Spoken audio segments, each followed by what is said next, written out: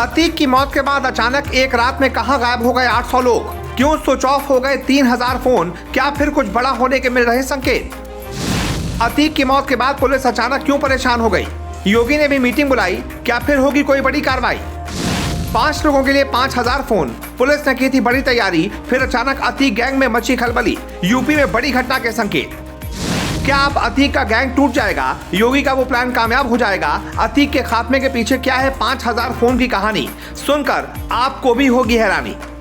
जी, अतीक की मौत के बाद एक बड़े खुलासे हो रहे हैं। शूटर्स को लेकर परिवार को लेकर कई खुलासों ने लोगों को और पुलिस को हैरान कर दिया है। लेकिन अब जो खुलासा हुआ है उसने योगी की भी नींद उड़ा दी है। यूपी पुलिस को यह सोचने पर मजबूर कर दिया है कि आखिर यूपी में कौन सा नया बवाल होने वाला है। क्या अतीक के मरने के बाद कुछ बड़ा होने की तैयारी चल रही है? क्योंकि अचानक एक साथ 800 लोग कहां गायब हो गए? इस खबर ने योगी सरकार को परेशान कर दिया है। साथ ही पुलिस भी इस जांच में जुट गई है कि आखिर पर्दे के पीछे कौन सा नया खेल शुरू हो रहा है। चलिए आपको पूरी कहानी बता देते हैं, लेकिन उससे पहले इस मामले से जुड़ी कुछ बड़ी बातें जान लीजिए।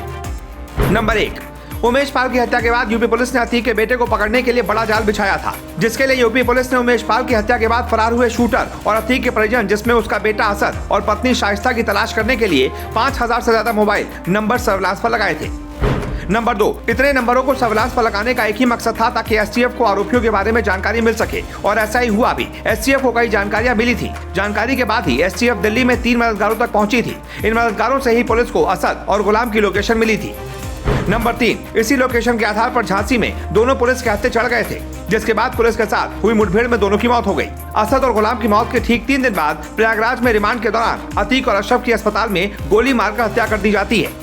जैसे ही अतीक और अशरफ की मौत हुई, पुलिस के हाथ एक हैरानी करने वाली रिपोर्ट हाथ लगी। दरअसल प्रयागराज में 24 फरवरी को सुलेम सराय के जीटी रोड पर वकील उमेश पाल की गोली मारकर हत्या कर दी गई थी। इस हत्याकांड के बाद यूपी पुलिस और एसटीएफ ने जांच शुरू की थी। इस जांच के दौरान यूपी पुलिस के सामने अतीक गैंग के मामले में हाथ होने के सुराग लगे थे। इस आधार पर एसटीएफ की टीम ने अतीक अहमद और उसके गैंग के मददगारों के 800 नंबरों को सर्विलांस पर रखा था।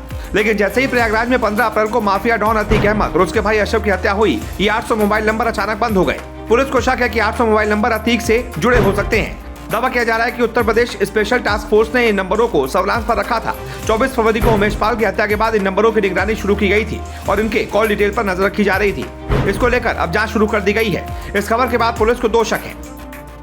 नंबर 1, पुलिस को शक है कि अतीक की मौत के बाद अतीक के मददगारों ने क्या इस गैंग से मुंह फेर लिया और पुलिस की कार्रवाई पूछताछ के डर से ये 800 नंबर बंद कर दिए। नंबर 2, पुलिस को दूसरा शक ये है कि अतीक की मौत के बाद उसका गैंग चुपचाप किसी तैयारी में लगा हुआ है। हो सकता है कि आने वाले वक्त में उसका गैंग किसी बड़ी घटना को अंजाम देने की तैयारी कर रहा हो। वैसे आपका इस खबर को लेकर क्या कहना है? क्या आपको लगता है कि अतीक का गैंग पलटवार करेगा? जो भी आपकी राय हो कमेंट करके जरूर बताएं।